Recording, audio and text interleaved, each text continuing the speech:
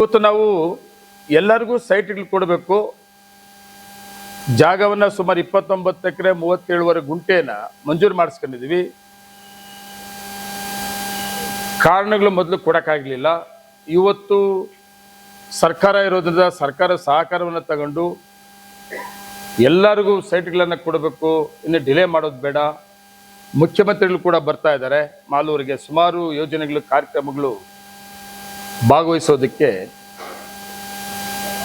ಏನು ಫ್ಲೇಓವರ್ ಇರ್ಬೋದು, 4 line, bus stand, ಕೆರೆ, ಹಾಸ್ಪಿಟಲ್ಲು ಮತ್ತು ಮಾಲೂರು ತಾಲೂಕಲ್ಲಿ ಎಲ್ಲೆಲ್ಲಿ ಗುದ್ದಲಿ ಪೂಜೆಗಳು ಮತ್ತು ಉದ್ಘಾಟನೆಗಳಿದೆ. ಆ ಕಾರ್ಯಕ್ರಮದಲ್ಲಿ ಭಾಗವಹಿಸೋಕ್ಕೆ ಸನ್ಮಾನ್ಯ ಮುಖ್ಯಮಂತ್ರಿ ಸಿದ್ದರಾಮಣ್ಣವರು ಸುಮಾರು ಮಂತ್ರಿಗಳು ಅವತ್ತು ಕಾರ್ಯಕ್ರಮ ಭಾಗವಹಿಸ್ತಾ ಇದ್ದಾರೆ. ಅದ್ರ ಜೊತೆಯಲ್ಲಿ ಈ ನಗರಸಭೆಯಲ್ಲಿ ಏನು ಪೆಂಡಿಂಗ್ ಇತ್ತೋ ಸೈಟ್ಗಳು ಕೊಡೋದು, ಅದು ಕೂಡ ಕೊಟ್ಟುಬಿಡಬೇಕು ಅಂತೇಳಿ ಆಶಾ ಸಮಿತಿಯಲ್ಲಿ ತೀರ್ಮಾನ ಮಾಡಿ ಈಗಾಗಲೇ ಫಲಾನುಭವಿಗಳ ಆಯ್ಕೆ ಮಾಡುವಂಥ ಪ್ರಕ್ರಿಯೆ ಪ್ರಾರಂಭ ಆಗಿದೆ. ಇವತ್ತು ಏನು ನಾವು ಫೈನಲ್ ಮಾಡ್ತೀವೋ ಅದು ಅವತ್ತು ಮುಖ್ಯಮಂತ್ರಿ ಕಾರ್ಯಕ್ರಮದಲ್ಲಿ ಹಕ್ಕುಪತ್ರ ಕೊಡೋದು ಅಂತೇಳಿ ಕೂಡ, ಆ ಜೊತೆಗೆ ಹಕ್ಕುಪತ್ರ ಜೊತೆಗೆ ಮನೆ ಮಂಜೂರಾತಿ ಕೂಡ ಕೊಡಿಸೋದು ಕೂಡ ಅಂತೂ ತೀರ್ಮಾನ ಆಗಿದೆ ಸರ್ಕಾರದಲ್ಲಿ. ಇದ್ರ ಜೊತೆಯಲ್ಲಿ 28 ಗ್ರಾಮ ಪಂಚಾಯತ್ ಇವತ್ತು ಇಲ್ಲಿಗೆ ಯಾಕೆ ಬಾ ಅಂತ ಹೇಳಿದೆ ನಾನಂದರೆ, ಮುಖ್ಯಮಂತ್ರಿ ಬರೋ ದಿವಸ ಬರೀ ನಗರಸಭೆಯಲ್ಲಿ ಮಾತ್ರ ಹಕ್ಕುಪತ್ರ ಕೊಡೋದಲ್ಲ, ಗ್ರಾಮ ಪಂಚಾಯತಿ ನಿವೇಶನ ರಹಿತ ಫಲಾನುಭವಿಗಳು ಎಷ್ಟಿದ್ದಾರೆ ಅದು ಅರ್ಜೆಂಟಾಗಿ ಸರ್ವೆ ಆಗಬೇಕು. ಅದಕ್ಕೆ ಭೂಮಿ ಎಷ್ಟು ಬೇಕು ಅಷ್ಟು ಜನಕ್ಕೂ ಹಕ್ಕುಪತ್ರ ಕೊಡಬೇಕು ಅಂತೇಳಿ ನಾವೊಂದು ಮೀಟಿಂಗ್ ಮಾಡಿದ್ದೀವಿ. ತಹಸೀಲ್ದಾರರು, ನಾನು, ಅವರೆಲ್ಲ ಅದ್ರಾಗ ಈಗಾಗಲೇ ಸರ್ವೆ ಮಾಡಿದ್ದಾರೆ. ಅವರು 14,000 ಈಗಾಗಲೇ 28 ಗ್ರಾಮ ಪಂಚಾಯತಿಗಳಿಂದ ನಿವೇಶನ ರಹಿತ ಫಲಾನುಭವಿಗಳನ್ನು ಗುರುತಿಸಂಥದ್ದು. 28 ಗ್ರಾಮ ಪಂಚಾಯತ್ 14,000 ನಿವೇಶನ ರಹಿತವನ್ನು ಈಗಾಗಲೇ ಅವರು ಗುರುತಿಸಿದ್ದಾರೆ. ಇವಾಗ ಅದಕ್ಕೂ ಕೂಡ ಸುಮಾರು 400 ಎಕರೆ ಜಮೀನು ಬೇಕು. 400 ಎಕರೆ ಜಾಗ ಕೂಡ ಬೇಕು ಅಂತೇಳಿ ಈಗಾಗಲೇ ಅವರು ತಹಸೀಲ್ದಾರ್ಗೆ ಬಂದಿದ್ದಾರೆ. ತಹಸೀಲ್ದಾರರು ಎಲ್ಲೆಲ್ಲಿ ಯಾವ ಗ್ರಾಮ ಪಂಚಾಯತ್ಗಳಿಲ್ಲ, ಯಾವ ಹಳ್ಳಿಗಳಲ್ಲಿ ಈ ಉದ್ದೇಶಕ್ಕಾಗಿ ಜಾಗ, ಸರ್ಕಾರಿ ಜಾಗ ಇದೆ ಅನ್ನೋ ಗುರುತಿಸುವಂಥ ಕೆಲಸ ತಹಸೀಲ್ದಾರ್ ಮತ್ತು ಸರ್ವೆ ಇಲಾಖೆ ತುಂಬ ಸೀರಿಯಸ್ ಆಗಿ ಕೆಲಸ ಮಾಡ್ತಾ ಇದ್ದಾರೆ. ಮುಖ್ಯಮಂತ್ರಿಗಳ ಕಾರ್ಯಕ್ರಮದಲ್ಲಿ ಕೂಡ ಈ 14,000 ಜನದಲ್ಲಿ ಸ್ಕೂಟ್ನಿ ಆಗ್ತದೆ. 14,000 ಏನು ಗುರುತಿಸಿದ್ದಾರೆ ಎಲ್ಲರಿಗೂ ಕೊಡೋಕ್ಕಾಗಲ್ಲ. ಕರೆಕ್ಟಾಗಿದ್ದು 14,000ಕ್ಕೂ ಕೊಡಬೇಕಾಗ್ತದೆ. ಕೆಲವು ನಿಯಮಗಳೇನಿದೋ ಆ ನಿಯಮಗಳ ಮೀರಿ ಯಾರೂ ಮಾಡೋಕ್ಕಾಗಲ್ಲ.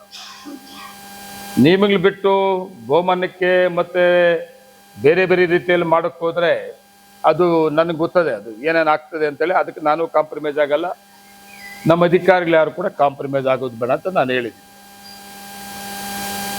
ಈ ಹಂತದಲ್ಲಿ ಗ್ರಾಮ ಪಂಚಾಯತಿ ಊರು ಪಾಪ ತುಂಬ ಕೆಲಸ ಮಾಡ್ತಾ ಇದ್ದಾರೆ. ಈಗ ನಾವು ಈಗಾಗಲೇ ಜಾಗಗಳೇನೇ ಗುರುತಿಸಿದ್ದೀವಿ. ಈ ಜಾಗಗಳು ಗುರುತಿಸಿರೋದ್ರಲ್ಲಿ ಈಗ ಅರ್ಜೆಂಟಾಗಿ ನಾವು ಫಲಾನುಭವಿಗಳ ಆಯ್ಕೆ ಮಾಡೋದ್ರ ಬಗ್ಗೆ ಮೊನ್ನೆ ಆಶಯ ಕಮಿಟಿಯಲ್ಲಿ ಕೂಡ ತೀರ್ಮಾನ ಆಗಿದೆ. ಆ ತೀರ್ಮಾನದಲ್ಲಿ ಏನು ನಮಗೆ 1369 ಅಪ್ಲಿಕೇಶನ್ಸ್ ಇದೆ, ಅದು ಕೆಲವು ದಾಖಲೆಗಳು ಕೂಡ ಬೇಕಾಗ್ತದೆ. ಅದು ಹಾಕಿರೋದು, ಅರ್ಜಿ ಹಾಕಿರೋದು 4ರಲ್ಲಿ 2004ರಲ್ಲಿ ಅರ್ಜಿಗಳು ಹಾಕಿರೋದು. ಅವತ್ತು ಏನು ಬೇಕಾದರೂ ಮಾಡ್ಬೋದಾಗಿತ್ತು, ಇವತ್ತು ಅದೆಲ್ಲ ಮಾಡೋಕ್ಕಾಗೋದಿಲ್ಲ. ಅದರಿಂದ ಕೆಲವು ದಾಖಲೆಗಳನ್ನು ಕೂಡ ನಾವು ಕೇಳಿದ ಅರ್ಜಿದಾರರು ಆಧಾರ್ ಕಾರ್ಡು, ರೇಷನ್ ಕಾರ್ಡು, ಜಾತಿ ಅಥವಾ ಆದಾಯ ಪ್ರಮಾಣ ಪತ್ರ, ಸ್ವಂತ ನಿವೇಶನ ಹೊಂದಿದ್ದ ಬಗ್ಗೆ ಹಾಗೂ ಬೇರೆ ಯಾವುದೇ ಸರ್ಕಾರ ಯೋಜನೆ ಇಲಾಖೆ ಈಗಾಗಲೇ ವಸತಿ ನಿವೇಶನ ಸೌಲಭ್ಯ ಪಡೆದಿರುವುದಿಲ್ಲ ಅಂತೇಳಿ ಪ್ರಮಾಣ ಪತ್ರ ಅವರೇ ಕೊಡಬೇಕು. ಪ್ರಮಾಣ ಪತ್ರ ಕೊಡಂಥದ್ದು ಅದೆಲ್ಲ ಬಂದ್ಬಿಡ್ತದೆ. ಅವರೇನು ಪ್ರಮಾಣ ಪತ್ರದಲ್ಲಿ ನಮ್ಮವ್ರು ಏನೇನು ಕೇಳಿತು ಅವಾಗೆಲ್ಲ ಏನು ದಾಖಲೆ ಕೊಟ್ಟು ಅದು ಸರ್ಕಾರಿ ಉದ್ಯೋಗದಲ್ಲಿ ಇಲ್ಲ ನಾನು ಬೇರೆ ಜಾಗನೂ ಇಲ್ಲ, ಇದೆಲ್ಲ ಏನೇನು ಇರ್ತೋ ಅವರೇ ಪ್ರಮಾಣ ಪತ್ರ ಕೊಡಬೇಕು ಅಂತ ನಾವು ತೀರ್ಮಾನ ಮಾಡಿದ್ದೀವಿ. ಅದ್ರ ಪ್ರಕಾರ ಆ ದಾಖಲೆಗಳು ಕೊಡಂಥವ್ರು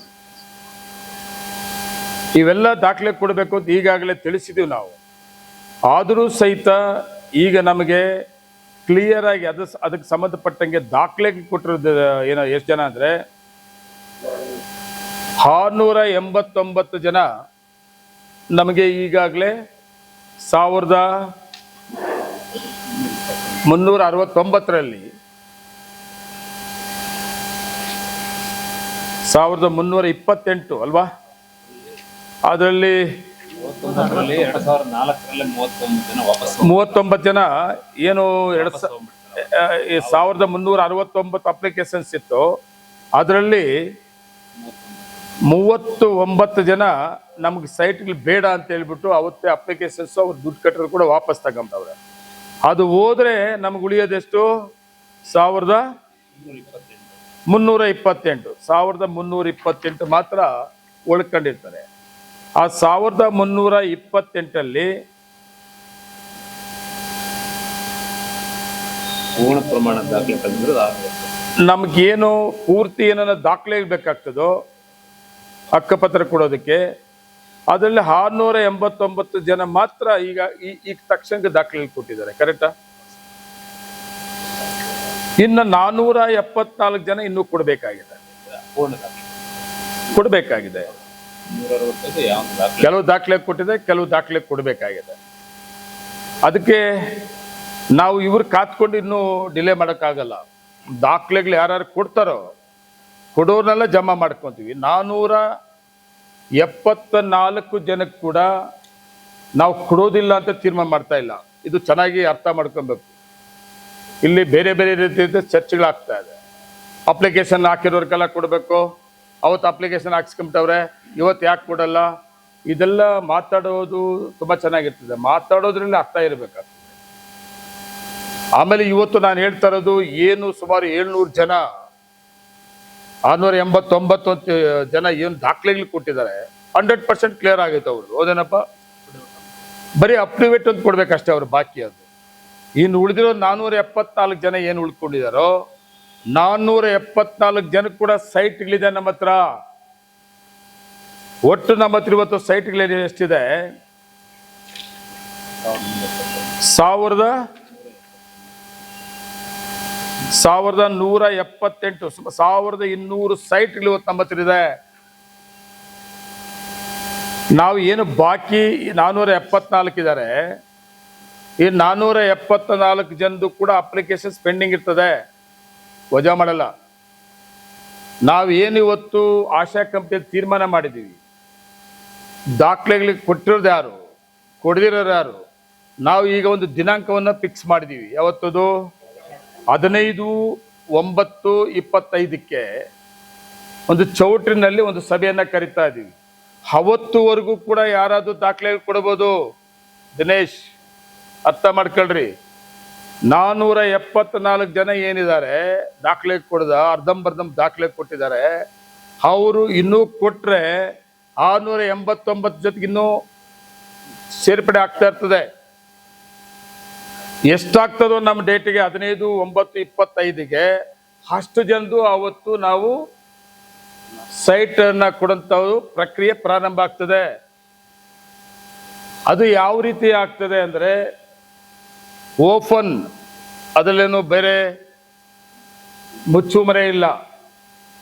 ಎಲ್ಲರೂ ಕೂಡ ಪಕ್ಷಾತೀತವಾಗಿ ಎಲ್ಲರೂ ಒಟ್ಟಿಗೆ ಸೇರ್ಕೊಂಡು ಚೌಟ್ರಿನಲ್ಲಿ ಎಷ್ಟು ಜನ ದಾಖಲೆಗಳು ಕೊಟ್ಟಿರ್ತಾರೆ ಅಷ್ಟು ಜನ ದಾಖಲೆಗಳು ಕೂಡ ದಾಖಲೆಗೆ ಕೊಟ್ಟಿರ್ತಾರೆ ಅಷ್ಟು ಜನ ಕೂಡ ಒಂದು ಲ್ಯಾಟ್ರಿ ಎತ್ತೋ ಪ್ರಕ್ರಿಯೆ ಮುಖಾಂತರ ಫಲಾನುಭವಿ ಆಯ್ಕೆ ಮತ್ತೆ ನಿವೇಶನ ಸಂಖ್ಯೆ ಆಯ್ಕೆ ಎರಡೂ ಮಾಡ್ತೇವೆ.